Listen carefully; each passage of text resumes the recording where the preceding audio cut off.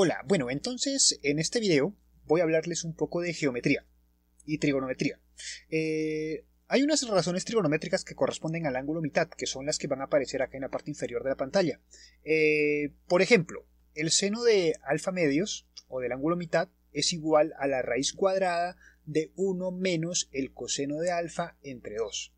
O el coseno de alfa medios es igual a la raíz cuadrada de 1 más coseno de alfa entre 2.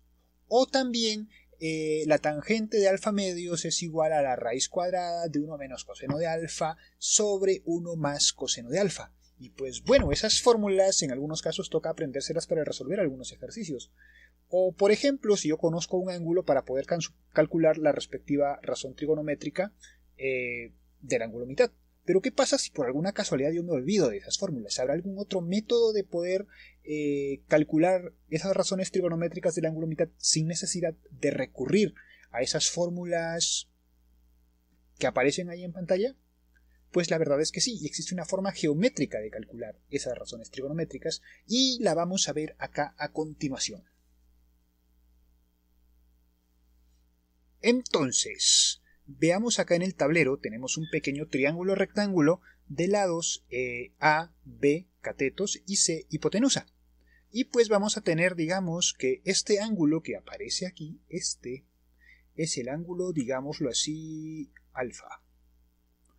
Y conocemos pues las razones trigonométricas, como por ejemplo la tangente de alfa tendría que ser A sobre B, o el seno de alfa tendría que ser A sobre C. ¿Qué pasaría si yo quisiera calcular la tangente, por ejemplo, de alfa medios? Entonces, el truco es el siguiente. Yo voy a voy a prolongar CA hacia este lado. Pero ¿de qué modo lo voy a prolongar? De modo que esta distancia que yo prolongue tenga que ser igual a C. O sea, todo esto que está aquí tenga que medir C nuevamente. La longitud de este segmento tenga que ser C. Así, cuando yo una, por ejemplo, este punto B con este punto... acá vamos a hacerlo con una recta para que quede mejor. Cuando yo una este punto B con este punto que está aquí, se forma un nuevo triángulo, un triángulo rectángulo más grande, donde a este punto que aparece acá le voy a llamar punto D, en este caso, el punto extremo que está aquí. Lo voy a llamar punto D. Entonces, pues, ¿qué sucede en este triángulo? Podemos notar que este triángulo es isósceles, porque este lado, BA, es igual a DA. Por lo tanto, si recordamos una propiedad de los triángulos isósceles, pues lo que ocurre es que los ángulos que están adyacentes a los dos, en este caso, lados iguales, van a ser también iguales. ¿Eso qué quiere decir?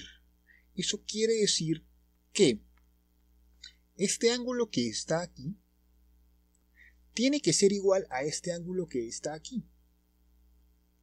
Pero, como este ángulo más este ángulo más este ángulo que está acá tienen que sumar 180, entonces alfa tiene que ser igual a la suma de este ángulo más este ángulo. ¿Por qué? Porque pues alfa más este ángulo da 180. ¿Eso qué quiere decir? Que alfa es lo que le falta a este ángulo para ser 180.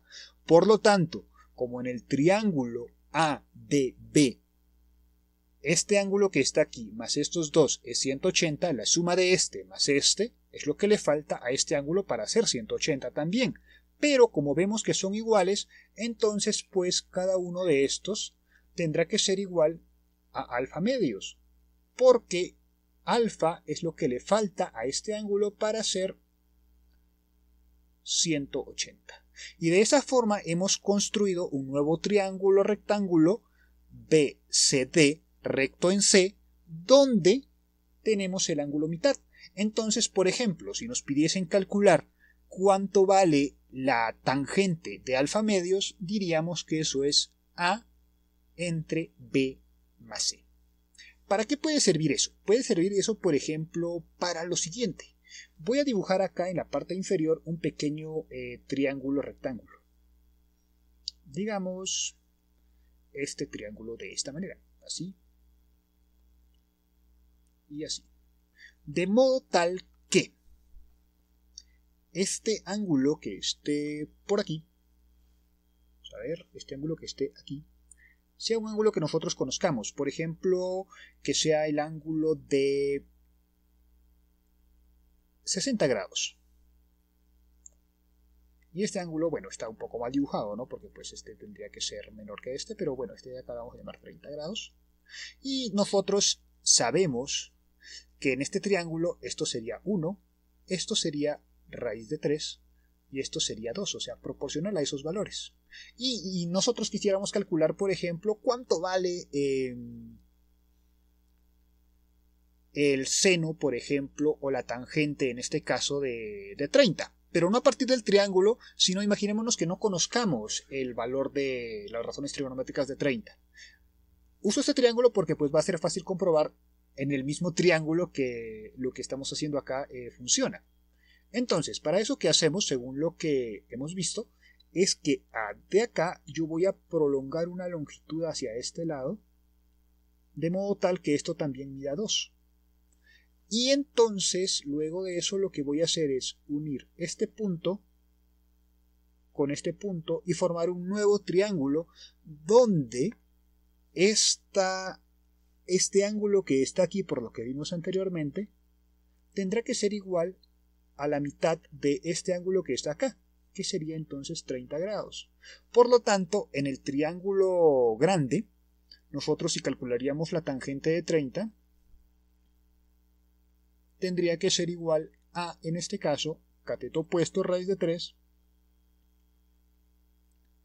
sobre cateto adyacente, que es 2 más 1, 3.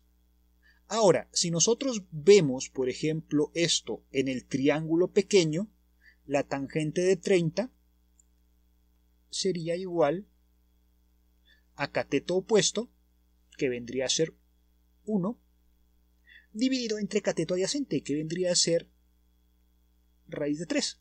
Ahora, bueno, algunos podrán decir, no, esto no coincide con lo de arriba, pero recuerden que se puede racionalizar. Entonces, aquí yo puedo multiplicar por raíz de 3 arriba y por raíz de 3 abajo, y me quedaría raíz de 3 por 1, raíz de 3, y raíz de 3 por raíz de 3 igual a 3, que es exactamente este valor que está acá. Entonces, esta es una pequeña estrategia que nos sirve para poder calcular el ángulo mitad o una de las razones trigonométricas, ya sea seno, coseno o tangente, del ángulo mitad, haciendo esa pequeña construcción geométrica.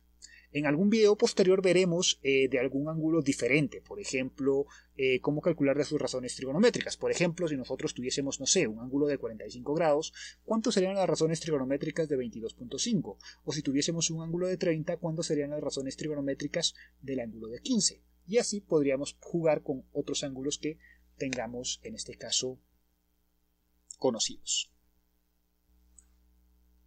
Entonces, pues, no olviden suscribirse o darle me gusta al video o seguirme acá en Twitter para que puedan estar pendientes de nuevas actualizaciones y nuevos videos. Y si quieren alguno que les interesaría ver, pues sugiéranme el tema en cualquiera de los comentarios que están abajo, o si no también en Twitter, que pues aparece en la parte de arriba.